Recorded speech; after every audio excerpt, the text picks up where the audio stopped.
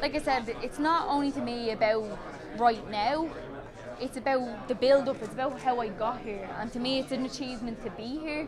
It's not the ultimate achievement, obviously the belt is, but it's such an achievement for me to be sitting here that I'm just so happy and so positive and so grateful for this opportunity. I can't help but be happy and relaxed about it.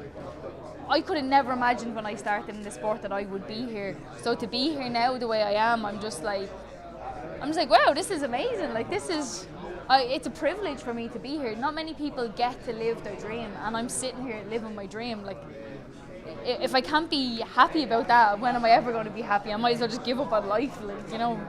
Ash, when you first walked into the SBG gym as a teenager, did you ever think that this situation could possibly unfold? Was it ever even in your wildest dreams?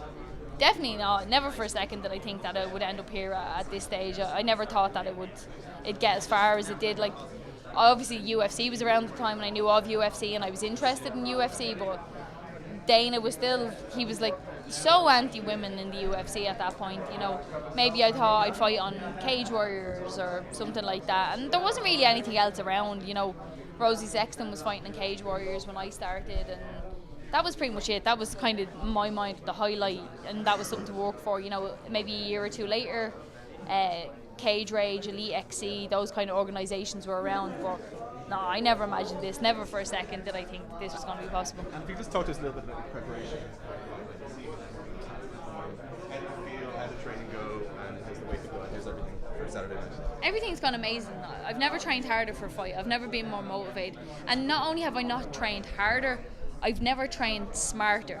I took days off when I needed to, I rested when I needed to, and most of all, instead of forcing myself to do things that I didn't enjoy doing, I done mostly what I loved doing.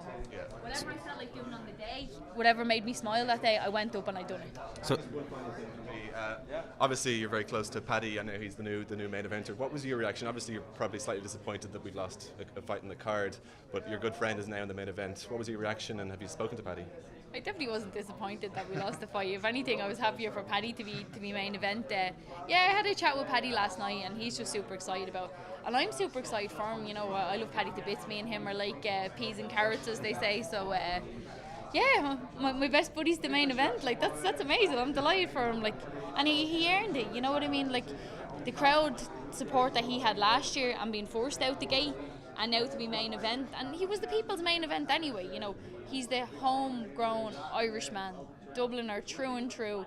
You don't get more Irish than Paddy, and now he's the main event, you know, ahead of a guy who trains in Canada, lived in Wales, hasn't really spent much time in Ireland, never trained here. True Irishman is the main event now, so it's brilliant. I'm delighted for Paddy. Thank you. So Ash, we spoke to John Kavanagh yesterday, and he predicted that your fight with Ericka Almeida will be fight of the night. Why do you think that is? I think he probably thinks it's going to be fight of the night because I've been training so amazingly well. I'm in such good shape. I'm so positive. You know, she is a tough opponent. I don't doubt that at all. You know, you don't make it to the UFC unless you're tough. You know, that's just the way it works. This is the Premier League of our sport. So, I guess it's just the energy and everything I'm radiating. He's just like, yeah, she's going to go in there and do the business. This is going to be a great fight. So, if the coach says it, he's usually good at these predictions. What do you think of Ericka as an opponent for you? What did you think when you first heard? When I first saw her, I thought she looks like she has good jiu-jitsu. She looks like a good grappler. She looks like she hasn't really adapted her grappling game for mixed martial arts at all. She looks a bit kind of one-dimensional. If anybody saw her last fight against Juliana Lima, she pulls guard and stuff. She spends pretty much 3 rounds of the fight on guard bottom. You know, top is king in MMA. So if you're a grappler, you need to adjust your skills to have a top-based game. And if you're going to use guard, you need to be using that to sweep or submit or whatever. So, she looked tough. You know, she looked good. You don't get 6 or 7 wins without being tough. But I'm super confident in my skills. I just don't think she has anything for me anywhere. I think my grappling is better than hers. You know, black belt, whatever. It doesn't matter the colour of your belt. It's what happens when we hit the mat. And when we hit the mat, she's going to know. She's going to know my skills are better than hers. Do you think that it's going to take place on the mat the majority of the fight? Ideally, it probably will.